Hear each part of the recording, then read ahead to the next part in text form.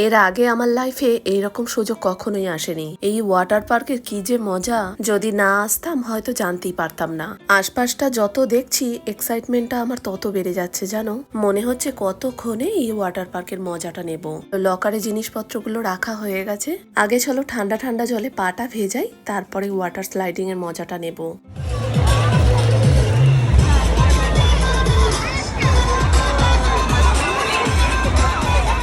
কিছু কিছু জায়গা আছে দেখবে, সেই সব জায়গাগুলোতে বন্ধুদের ছাড়া আবার ঠিক মজা হয় না। এইবার তো বন্ধুদের সাথে এসেছি, নেক্সট বার ওয়াটার পার্কের প্রোগ্রাম করলে মাকে নিয়ে আসবো।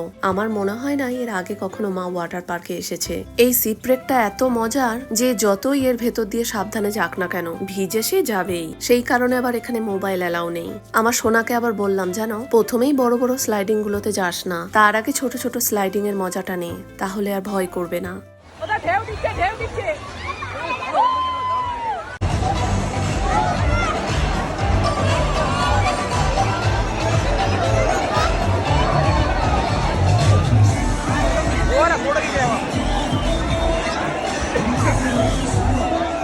কন্টিনিউ ঢেউ দিচ্ছে না জানো, গুনে গুনে কয়েকবারই।